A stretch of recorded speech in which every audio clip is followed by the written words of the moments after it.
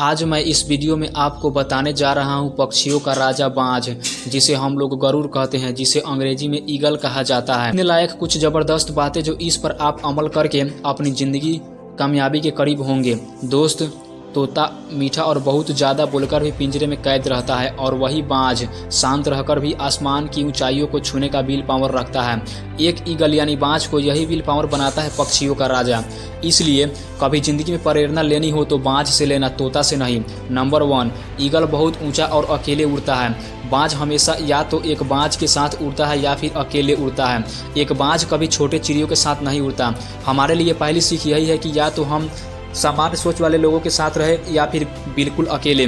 Number 2, बाज जोखिम से कभी नहीं डरता। अगर आप भी इस दुनिया में एक मुकाम हासिल करना चाहते हैं तो एक बाज की तरह जोखिम लेना और मेहनत करना बहुत ज़रूरी है, क्योंकि 25 से 30 की उम्र तक आने के बाद भी लोगों को रिस्क लेने से डर लगता है, लेकिन एक बाज के जीवन की शुरुआत ही रिस्क से होती है। जिस उम्र में बाकी पक्षियों के बच्चे चींची करना सीखते हैं, उस उम्र में एक मादा बाज अपने बच्चों को पंजों में दबोच कर हज़ारों मीटर आसमान की ऊंचाइयों में उड़ जाती है, उसे ये बताने के लिए कि तेरा जन्म आसमान का सीना चीर के सबसे ऊपर उड़ने के लिए हुआ है। लेकिन अचानक बच्चा जैसे ही धरती पर गिरने वाला होता है, उसकी माँ उसे पकड़ लेती है और फिर ऊपर ले जाती है। उसकी ये ट्रेनिंग तब तक चलती रहती है जब तक वो उड़ना नहीं सीख जाता। इतनी हाई रिस्क ट्रेनिंग होने के बाद इस दुनिया को एक बाज मिलता है। दोस्तों, बाज की यह ट्रेनिंग हमें बहुत बड़ी सीख देती है कि अगर रिस्क लेना पड़े तो लो, कि अपनी फील्ड में अपने आप को इतना ट्रेंड कर लो कि उस फील्ड में आपसे ऊपर उड़ने के बारे में सोचकर लोगों के पसीना छूट जाए, तभी आप अपने फील्ड के बादशाह कहलाओगे। नंबर 3, बाज कभी हार नहीं मानता। एक बाज की उम्र लगभग 70 साल का होता है। जब वह 30-35 साल का होता है तब एक परेशानी उसकी ज़िंदगी में मौत बनकर आती है, जो आपकी परेशानियों की तुलना में बहुत बड़ी होती है, क्योंकि 35 साल के उम्र में बाज की चोंच इतनी मुड़ जाती है कि उसे शिकार निकलने में बहुत परेशानी होती है। उसके पंख भारी हो जाते हैं, जिससे उड़ना बहुत मुश्किल हो जाता है। उसके पंजे बहुत लंबे और लचीले हो जाते हैं, जिससे वो शिकार को सही से नहीं पकड़ पाता।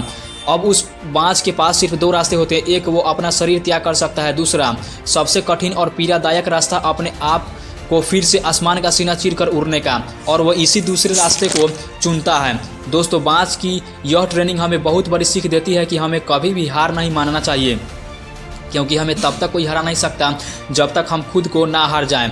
नंबर 4, बाज का फोकस और नज़र स्ट्रांग होती है।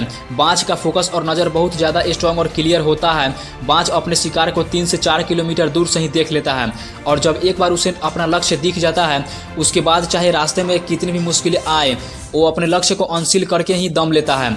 इससे हमें यह सीख मिलती है कि अपना विजन क्लियर रखो और उसे हासिल करने में चाहे कितनी भी मुश्किलें आएँ, पीछे मत हटो। नंबर 5, बाज की लाइफ में कंफर्ट जोन नहीं होता।